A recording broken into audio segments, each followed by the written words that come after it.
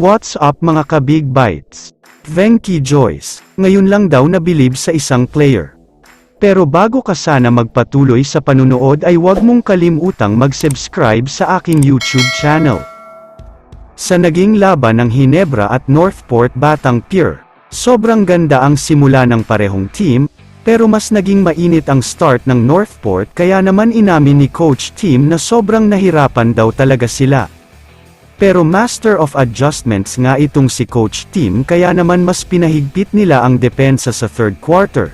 Kaya nga nakuha nila agad ang kalamangan at umabot sa 7 puntos ang naging lamang nila. Ganun pa rin ang nangyari sa fourth and final quarter. Lumobo na sa 17 points ang kalamangan ng Ginebra, kaya naman nawalan na ng pag-asa ang Northport at unti-unti na nilang nilabas ang mga starting players nila.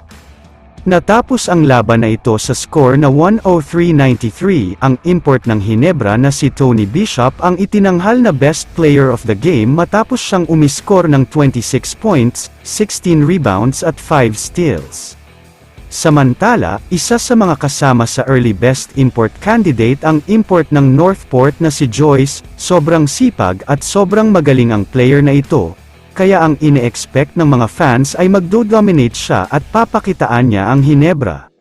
Pero hindi nga nangyari ito, dahil maliban sa mababa ang contribution niya para sa Northport, masyado din madami ang naging errors at turnovers niya. Inamin naman mismo ni Joyce na kakaibang depensa daw ang ginawa sa kanya ng Ginebra kaya ganito ang nangyari. Pero maliban nga daw sa depensa ng Ginebra, may isa pa siyang napansin, ito nga ay walang iba kundi si Scottie Thompson. Grabe daw kasi talaga ang ginawa ng player na ito, at ngayon lang siya nakakita ng ganitong klaseng player.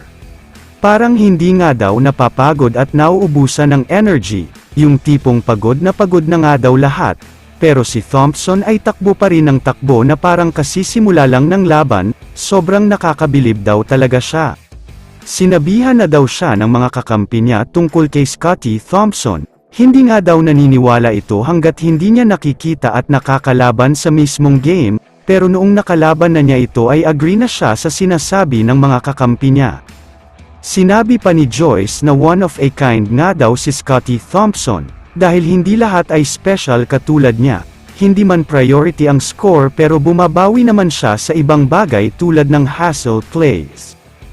Kaya naman kung kayo ang tatanungin, agree ba kayo sa sinabi ng Northport import na si Venky Joyce?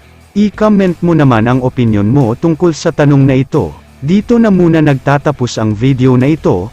Maraming salamat sa panunood mga ka-Big Bites. God bless sa inyong lahat.